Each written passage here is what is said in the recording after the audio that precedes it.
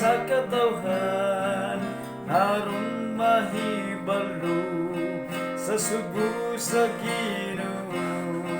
Sa hapit na siya mukayap sa langit ang tanang tinunan gisugo niya.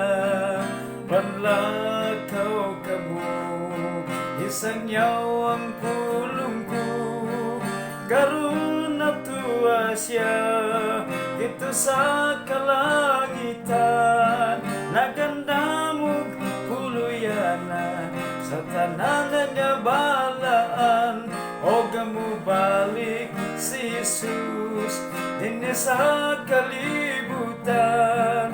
Kuhaon og lalinod ang nagtuman o sa tumaranta ang tanang sugo niya samtang may panahon pa.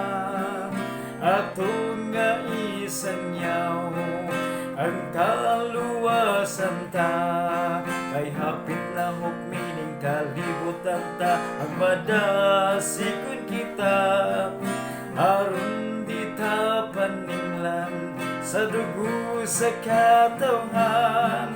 Karon natuwa siya dito sa kalangitan.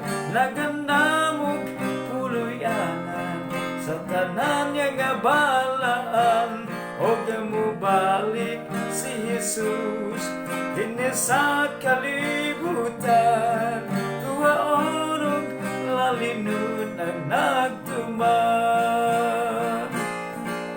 Karon natuwa siya dito sa kalangitan. Nagandamog puluyanan sa tanan niya nga balaan o gamubalik si Jesus din sa kalibutan. Kuhaon og lalinod ang nagtuman o mubalik si Jesus din sa kalibutan. Kuhaon og lalinod ang nagtuman.